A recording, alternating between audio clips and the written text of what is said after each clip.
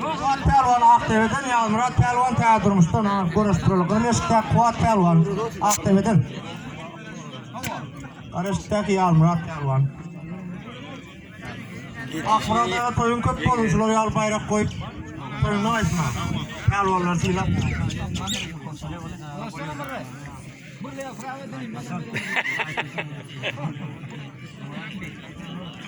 Bir yan korasın etsem re.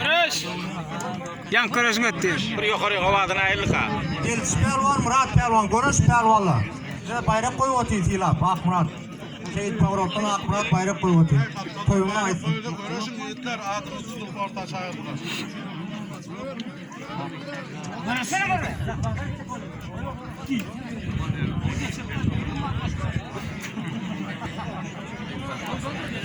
Yani Yalmurat etmeldin nasıl olaydı oturun?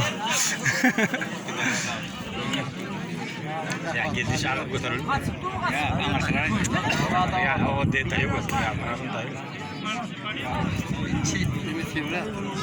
Ya işte metre de var. Kuat Pelvan bilen Yalmurat Pelvan zahvadıydı ya. Şoktun tırnaylap görüşü. Yalmurat.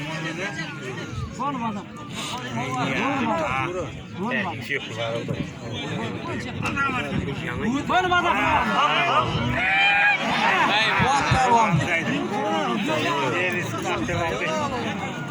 Yani görürsün yamanlarda var kaldı.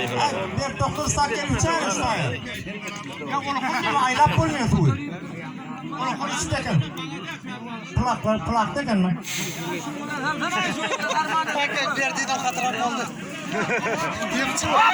Amr yıkıldı mı re?